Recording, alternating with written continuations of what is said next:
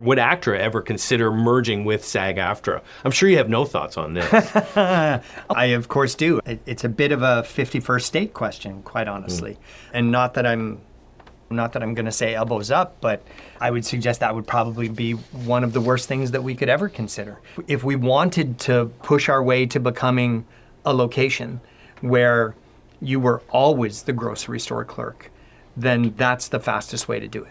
That's absolutely the fastest way to do it. So you're saying staying in Toronto would guarantee you could maybe work, but you'd be 10 to 80, and you would have to go to a jurisdiction that hired those top 10. That would be your goal. Like, people do go south of the border. We're not trying to hide any truths here. But what we also know from the studios is they don't want people to move to LA because then they have to fly them back up and house them here. What they want to be able to do, their goal is to find a new production model as well.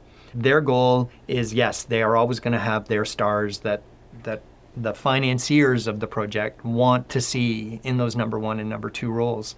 But they don't want to fill out 3 through 8 flying people up as well. For them, financially, that makes zero sense. It makes zero sense. I want you to explain that, because a lot of it feels like people are saying to me anyways, they are doing that. They are flying people up from the States, and they are, I guess to your point, we got to go back to the star meter, and are they rated on that? Yep. Is there a balance in that enough to cover the cost? Because I do hear a lot of anger from people going, I know I can do that part, but they brought them up. So what I'm hearing doesn't add up with what you're saying, in the sense that you're saying they don't want to spend that cost, but I'm hearing they are. Yeah, so prior to the SAG-AFTRA strike, they 100%, they just were. No ifs, no ands, no buts, they just were. I think that was a pivotal moment. Things have changed, right? The industry has resized itself, and budgets have been slashed. Staff at all of the studios south of the border have been let go. They are looking for ways to make this a more economical business model, because they also all fear for their jobs too.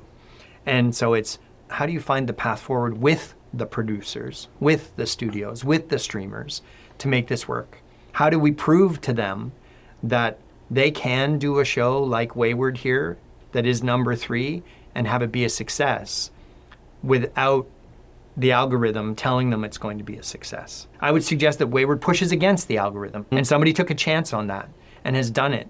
And so now we get to now build on that. And I think we've been seeing that build start to happen over the course of coming out of the strike.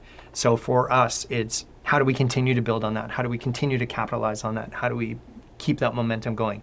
Not a cop-out, just a straight up, that's what we need to do.